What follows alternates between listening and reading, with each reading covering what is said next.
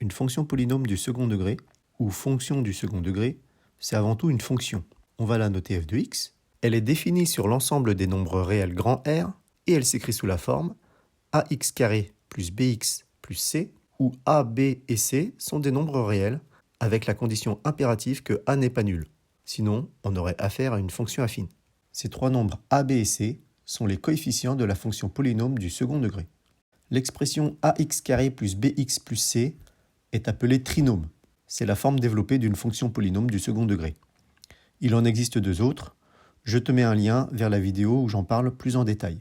Voyons maintenant des exemples de fonctions du second degré. Premier exemple, f de x égale moins 4x carré plus 9x moins 14. C'est de la forme ax carré plus bx plus c, avec a qui est le coefficient de x carré, c'est-à-dire moins 4, b qui est le coefficient de x, c'est-à-dire 9, et c qui est le coefficient sans variable, c'est-à-dire moins 14.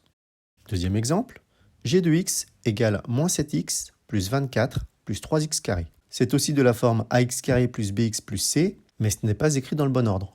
Ici, a qui est le coefficient de x carré vaut 3, b qui est le coefficient de x vaut moins 7, et c qui est le coefficient sans variable vaut 24.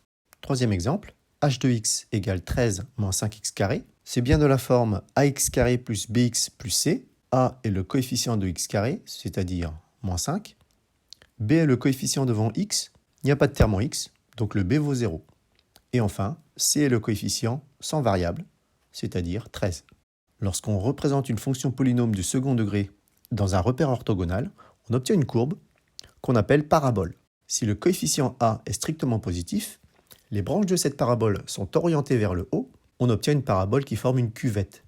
Si le coefficient a est strictement négatif, les branches de la parabole sont orientées vers le bas, on dit que la parabole est de type colline. Tu remarqueras que la parabole peut couper l'axe des abscisses en deux points, en un seul point, ou alors pas du tout.